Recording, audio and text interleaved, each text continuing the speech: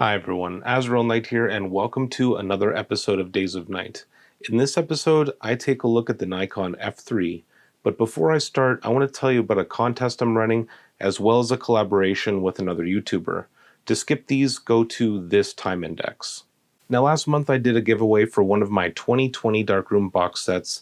Be sure and check my May 2021 newsletter to see if your name was drawn. This month, I am giving away 2 Stay Classic Edition 35mm film holders from Cameradactyl, along with the sticker pack. So that's 2 chances to win this month, and all you need to do is be signed up to my newsletter, then check for your name at the beginning of each month to see if you've won. The link is in the description. Second announcement is a collaboration involving a bunch of photographers. It's a print exchange, and it was all orchestrated by The Naked Photographer, an incredibly knowledgeable guy, and if you don't know about him, I highly recommend checking him out. So a bunch of us will be mailing out prints to one another, and here's the print I sent out. A 4x5 I recently made for my patrons, and a copy is going to go out to Borut of, I don't want to say his channel name in fear of getting demonetized, but TopSheet Photography. It'll take some time to get to him, but I really hope he enjoys it. I've seen his channel before, and he's incredibly talented. Be sure and check him out as well. The print being mailed out to me is being sent by Marrash. You may know him from Large Format Fridays, and he's made me a platinum Paladium print. He really went all out, and if you want to see him make it, check out his video. Again, all of these links are in the description below. Okay, now on to the main stuff for today. I'm giving you my first impressions of the Nikon F3. Now recently I did reviews on the Nikon F1 and the Nikon F2, and if you're curious about those, I'll leave links in the description. And while I enjoyed them, in retrospect they weren't anything that floored me. I like that you can swap out the viewfinders, but I wasn't a huge fan of the photomic light meter I used on the F2. And though I enjoyed the simplicity of the F1, and I thought it was a beautiful looking camera, I personally wouldn't own one. The Nikon F3 has a very long production run, from 1980 to 2001, and it also has a huge fan base. So I was a little nervous in case I didn't like it. Did I like it? Let's find out.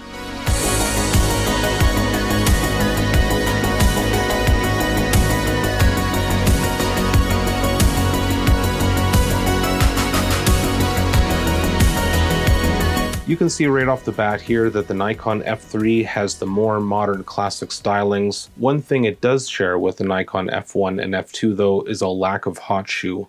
This is due to the interchangeable viewfinders. The F3 backloads by pushing this safety lock and pulling up on the rewind knob. Gone is the super ugly photomic viewfinder available for the previous models as well, replaced with a much smaller finder. The electronics for metering your photos are in the camera this time, as seen here. You can set your shutter to auto, which I did for the majority of my test, and there's easy access to exposure compensation on the left. Unlike my main 35mm camera, the Nikon FE, which would have been sold in the same line of cameras as the F3, the advanced lever doesn't need to be popped out to fire the shutter. Other features include a self-timer which can be activated here, a multiple exposure lever that you can flip here, and an exposure lock on the front. As with most Nikon cameras, the lens compatibility is next level.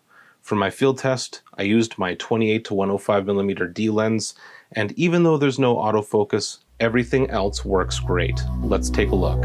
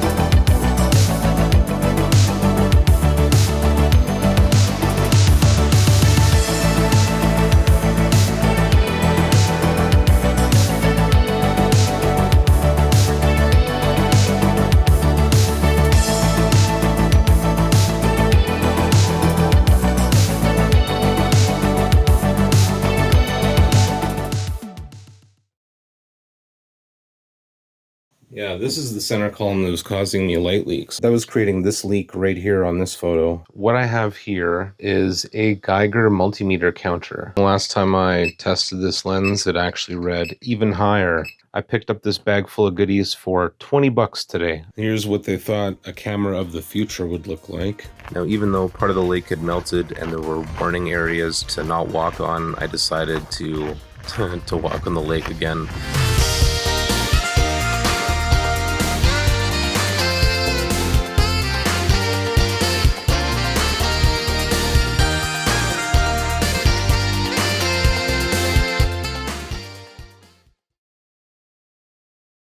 I hope you enjoyed those highlights. It was a beautiful evening in Englewood, a neighborhood I spent a lot of time in last year. Not so much this year though, so it was nice to get out again. I'm always happy to find new angles and try to make better compositions of old ones. If you'd like to see the high resolution images and my contact sheet, link in the description. I don't know why I was worried that I wouldn't like the Nikon F3 because in hindsight, there's no surprises here. It's very compatible with how I work with cameras. The Nikon F3 is a huge departure from Nikon's F1 and F2, and I'm sure that ticked some people off, but nowadays people really love this model, and I can see why. It's Nikon's pinnacle in the manual focus SLR camera industry. If you want a Nikon manual focus SLR, this is about as good as it gets in terms of build quality. Do I like it more than the FE? No, I still prefer the slightly smaller form factor, and even though the F3 has a max shutter speed of 1/2000, that's not a shutter speed that I need very often. One thing you may find is that the viewfinder is a little hard to read. The numbers are small, and at least in my case, the readout is light, kind of faded.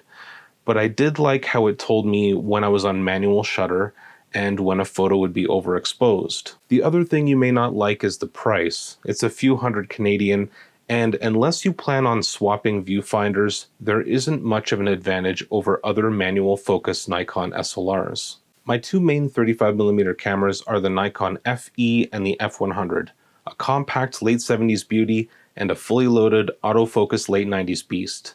The F3 would be a close second for me in terms of manual SLR Nikon cameras. I could easily recommend it. Well, that's all for now. I really hope you enjoyed this episode. Don't forget to check out the links in the description I mentioned today. And if you like what I do around here, perhaps you'll consider joining me on Patreon. On my Patreon, you'll get things like early access, your name in the credits, and free prints. Go to patreon.com/Azriel to subscribe. You can also follow me on Instagram and Twitter. And until next time, stay classic.